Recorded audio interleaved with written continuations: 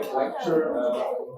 I'm a medical doctor from Slovenia, Ljubljana, that upgraded my knowledge with holistic medicine and alternative medicine. And I have great results. I have my own therapy with changing the belief system, the negative belief systems. And I have also a great coach. Yes, and my question is, I have a lot of people that are doctors and are these orthodox doctors that don't like my work because I have too many results. So maybe if you have any advice, what to do in this case. I'm sure you went through this by yourself, so please, thank you. Yeah, so thank you for the question and answer. Yes, I've been through this where my colleagues did not want to listen to what I said.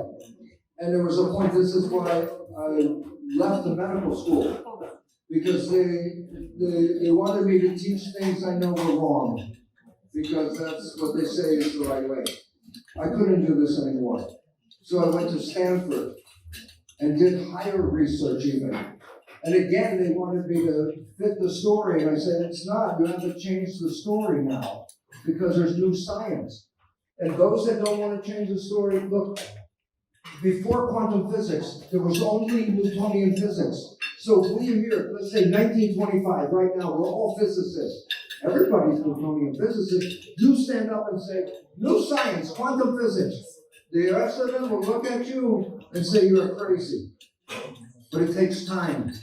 And it took me 23 years before science understood what I understood in 1967. What was the point? I had to not associate with them anymore because they didn't care to listen, I didn't care to tell them anymore. But people wanted to know. Patients want to know. That's where your target is. So ignore the other ones. If you are helping people, more people will come to you. And that's why complementary medicine, alternative medicine is so popular.